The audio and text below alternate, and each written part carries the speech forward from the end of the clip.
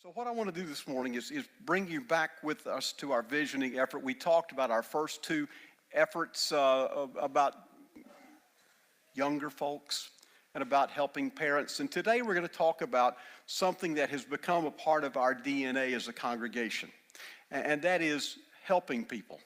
And the title I've given it is Being the Hands and Feet of Christ, because I really think that's what we have become as a congregation. We've become a very helping-oriented place, and we're going to look at some numbers. I want you to see some numbers about what we're already doing, and I want to walk back with you in our history to help you see what you've already done. And I think a lot of you are going to be stunned at the things you have already done in the last 10 or 20 years, because they're pretty significant when we start reading them. But first of all, I want you to read with me from one of Jesus' most dramatic parables, and it's in Matthew 25, and I know you know it, but I want us to run through it, okay? Matthew 25, verse 31. When the Son of Man comes in his glory, and all the angels with him, he will sit on his glorious throne.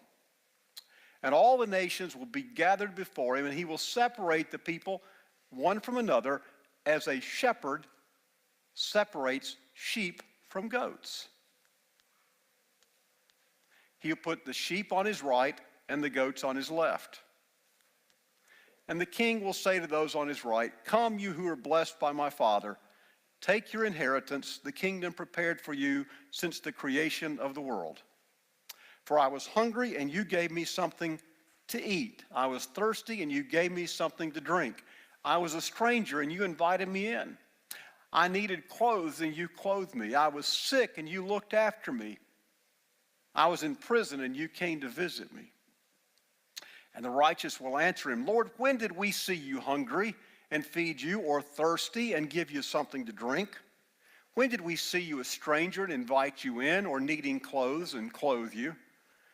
When did we see you sick or in prison or go to visit you?" And the king will reply, "Truly, I tell you, whatever you did for one of the least of these, my brothers and sisters, you did for me." And then he'll say to those on his left, "Depart from me, you who are cursed, into the eternal fire prepared for the devil and his angels. For I was hungry, and you gave me nothing to eat. I was thirsty, you gave me nothing to drink. I was a stranger, you didn't invite me in. I indeed needed clothes, and you didn't clothe me. I was sick, and you didn't look after me." And they'll also answer, "Lord, when did we see you hungry or thirsty or a stranger or needing clothes or sick or in prison and did not help you?"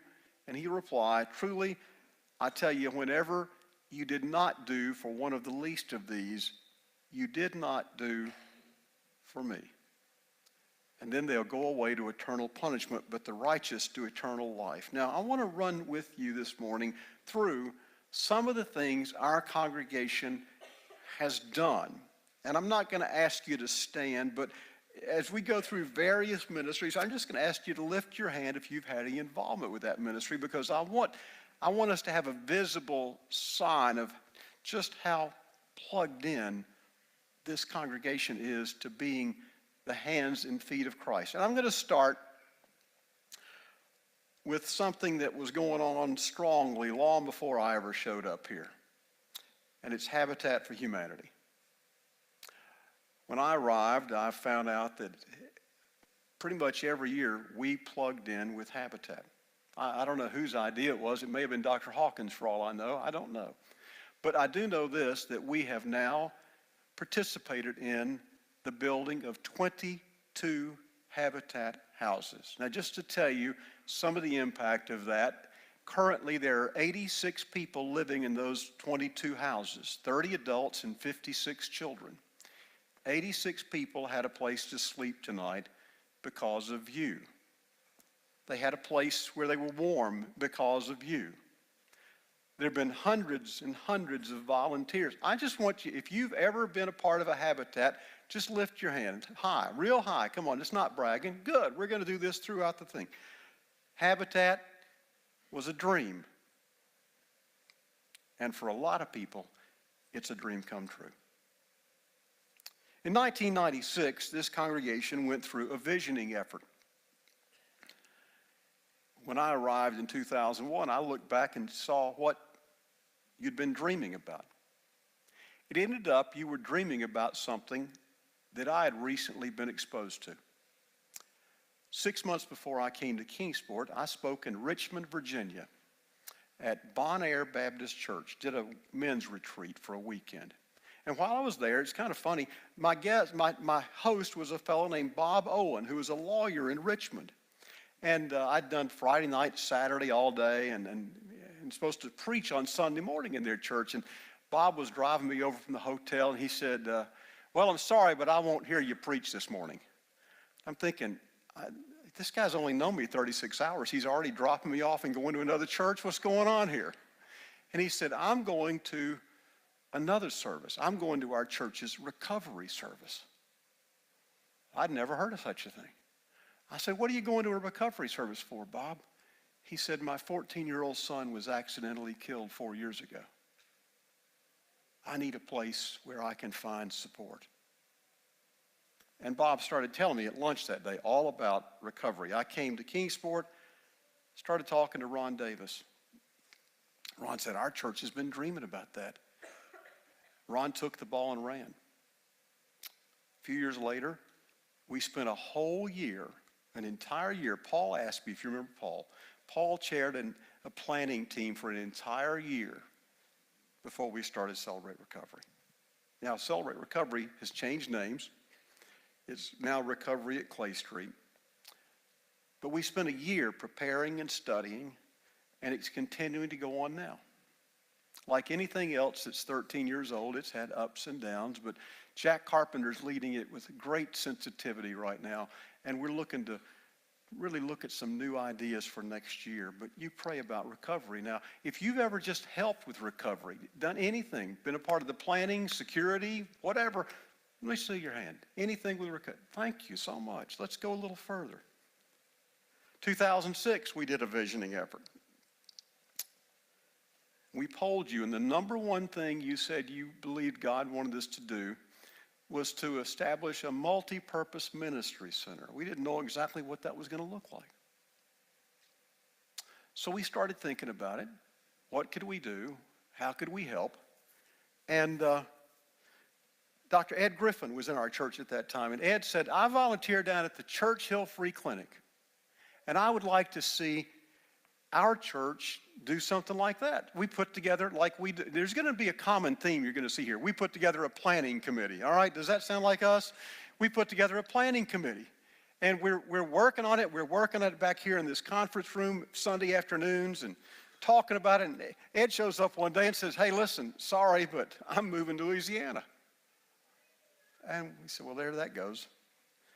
And we met right back in this room that is a Sunday school room on Sunday morning. And on Sunday afternoon, we started asking God, what are we supposed to do? And somebody said, well, you know, there's this young doctor in our church, Dr. Waite. Maybe we ought to ask her. And somebody went and asked Dr. Waite. And she said, I'd love to do that. And Ed had left. Sharon Cody was a nurse, and Sharon said, I'll run things. And then Sharon left, and Vandy France came along. Vandy says, I'll run things. And then Vandy moved to Johnson City, and Michelle Campbell came along, and she says, I'll run things. Now, I want to tell you a little bit about Providence Medical Clinic. 6 years ago, we had a total of 650 patient encounters. This year, that's going to top 1,380. 2010, we had 12 providers. That's doctors or nurse practitioners. This year, we have 45. Every one of them gives their time freely. Go ahead, Jess. We've gone from 16 nurses to 35. I want you to look at this number. We have 785 total patients. Now, let me tell you how part of that came to be. About a year and a half ago, some of us met with the people at Holston Valley. And we entered into an arrangement with them where if you're checking out of the hospital and you're poor and you don't have a doctor, we are now your doctor. And the beauty of that is this: we have 200 volunteers. Those volunteers include people who are management people, who are secretarial people, who are spiritual advisor folks. Everybody that comes to Providence, everybody is asked, would you like to see a spiritual counselor? And if you've never done that, what we do is this: we have a sheet. If you're a patient at Providence, you have your medical records that are secure and nobody sees them, but you have a spiritual file. And it enables us to look and to say, are you a Christian? Do you know Jesus? And the overwhelming majority says yes. Would you like us to give you a Bible? Can we pray with you? And we keep a prayer sheet of everybody who comes in. And I might see a patient 2 months ago. Somebody else sees them tonight. Somebody else sees them 2 months from now. But what they hear is every time they come in, can I pray with you? Now, I simply want you to know hospitals have this mechanism that they measure their community impact. Well, Providence costs about $180,000 a year to run, but they estimate that the community impact is $2.25 million. That's the amount of money we're saving people, not saving them, they couldn't afford it. So anybody volunteered with Providence, any capacity, lift your hand. Thank you. I want you to see how much impact we're having. Covenant Counseling Center, Ron dreamed this up. It was his idea and it ran well, but he's retired now, and Beth Kitzmiller runs it. I want you to see some numbers on them. They've gone from 382 clients. They'll have 800 this year. And some of the stories, I ask each of these groups to give me some stories. I want to tell you one thing I forgot about, though, about Providence before I go on to Covenant. I was having some blood drawn a few months ago. Don't you look forward to that every time they do that? I was having some blood drawn, and the lady was just about to put the needle in, and that's when you tense up and get all and the phone rings. She said, just a minute, please. I'm thinking, this is not what I want. Come on, get this over with. So then I've got 3 more minutes to go. And she says, yes, we do blood testing for Church Hill Free Clinic. Just send it up. She hangs up. I said, so you all do blood testing for Church Hill Free Clinic? She said, yes. We also do it for Providence Medical Clinic. Have you ever heard of that? And I said, as a matter of fact, I have heard of it. What do you know about it? She said, this is what she said. She said, they saved my brother's life. They saved my brother's life. I said, what? And she began to tell me the story. And she said, I'm a Christian. And it's wonderful to know that there are Christians like those people. And then she stuck the needle in my arm and I screamed. But I want you to see. Covenant Counseling Center, 382 clients to 800. Some of the stories they tell me. A woman in an abusive situation, they were able to give her freedom from violence. Some kids with impulsive behavior, they taught them impulse control. Kids have better grades and better relationships. A married couple who had lost all hope of a good marriage, but they led them to a focus on God. They saved their marriage. Now, I don't want to ask if you've been involved with Covenant. Just be aware that there are a lot of people who are being touched down there. Tutoring. 11 years ago when we were visioning, I got a phone call one day and Marjorie Sink says, I'd like to start a tutoring ministry. Now that was one of our dreams as well. I said, what? She said, I'm thinking about retiring. I'd like to start a tutoring ministry. And I said, what might that look like? And she laid it out. She already had it ready. We didn't have to do any planning on that when Marjorie had already done it. We were in our 11th year of tutoring. We average 15 to 18 tutors a year. This year we've got 30 volunteers in total. We've had more than 150 young people go through tutoring. They have a devotional each week. They get a Bible at Christmas. They're invited to be a part of our church's activities. So I asked Marjorie for a story, and this is what she told me. One of our seventh graders, who, and this is Marjorie's word, was a handful as her sixth grade year, heard another sixth grader say she wasn't coming back for seventh grade. The seventh grader looked at the sixth grader and said, "You are a fool, because this tutoring has helped me so much. I hope they let me come back in eighth grade." Anybody helped in tutoring? Thank you. Family promise. This was going on long before I showed up too. 4 times a year, families who are homeless sleep right below us. They're brought here in partnership with 12 other churches. They have a warm place to be. You provide meals. Sunday school classes provide meals. You stay all night. You make changes. Now, I don't want to go into a lot of detail, but let me just tell you that I have a friend in this community who is now a working, productive part of this community, who got their start sleeping in this basement.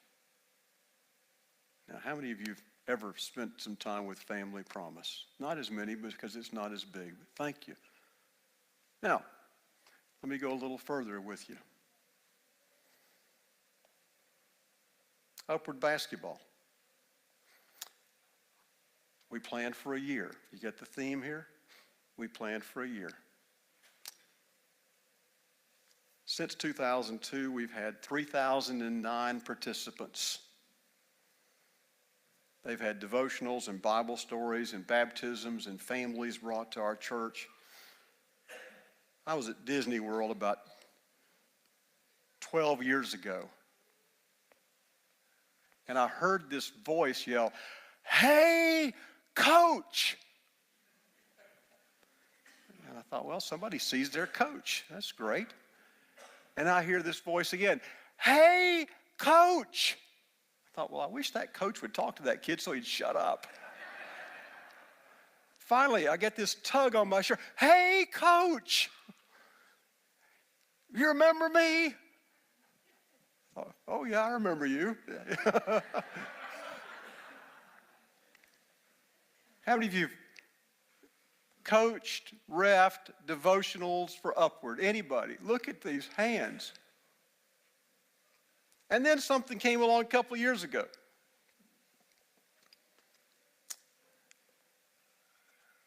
Bob Peace came and said, we want to do a Thanksgiving meal for people. We want to feed people who don't have anywhere to be on Thanksgiving. You think it'd be okay if we did that?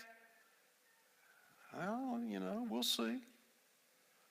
And we're coming up on our third Thanksgiving, completely dreamed up by some of you, implemented by some of you.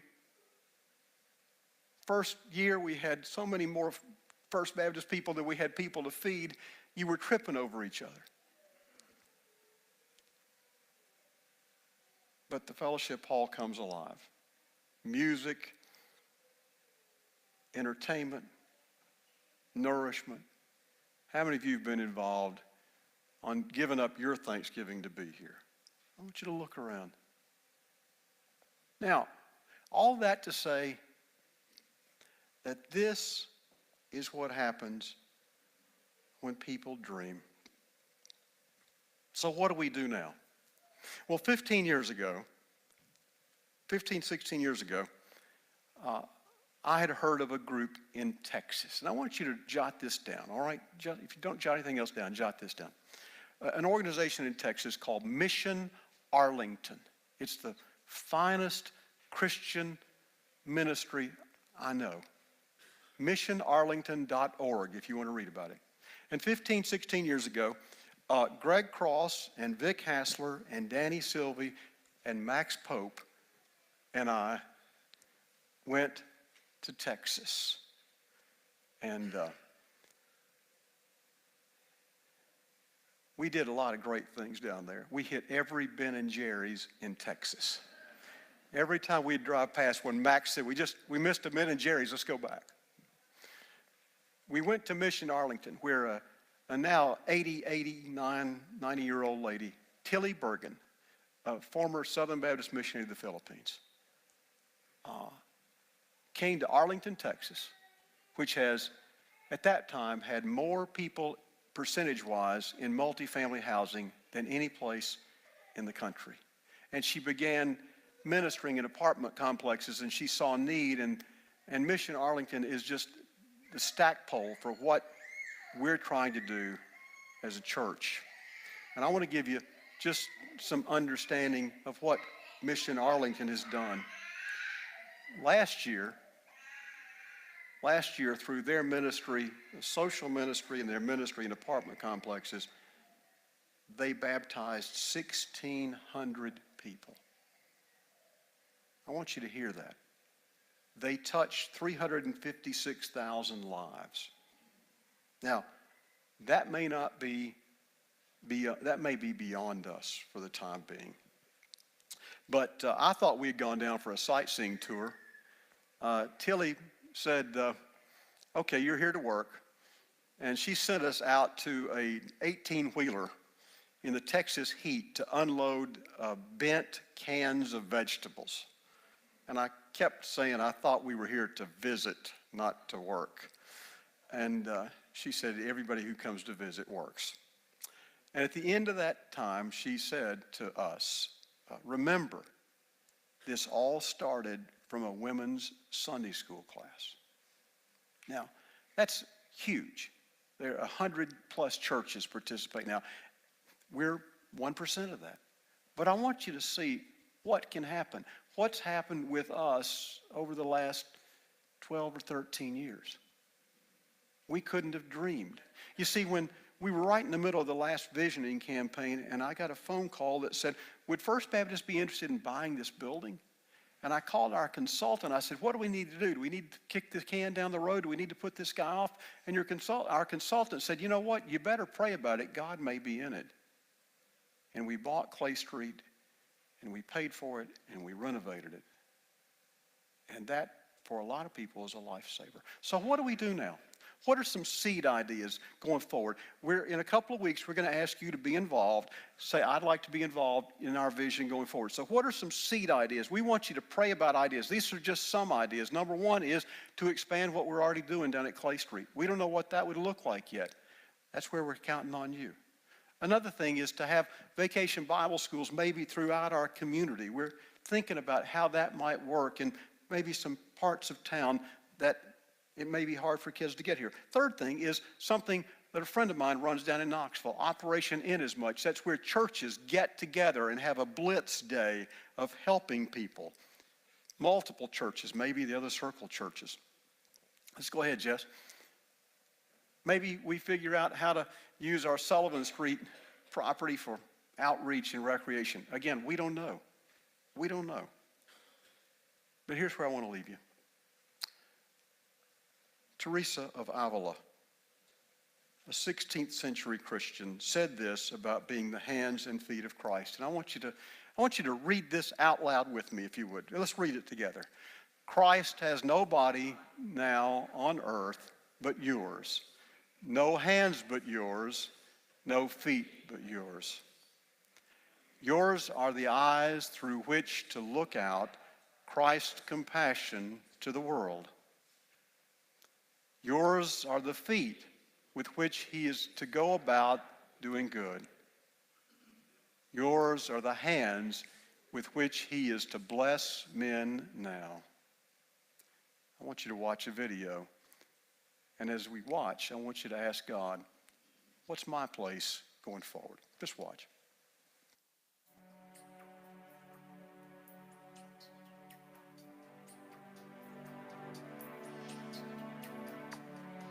Handing out Bibles, building a home, clothing the needy, feeding the hungry. These are Christ's hands. Building wells in Africa, mentoring the fatherless, helping those in need, traveling to a third world country. These are Christ's feet. Consoling a friend, leading a small group, loving your neighbor, praying for the lost. We are Christ's heart.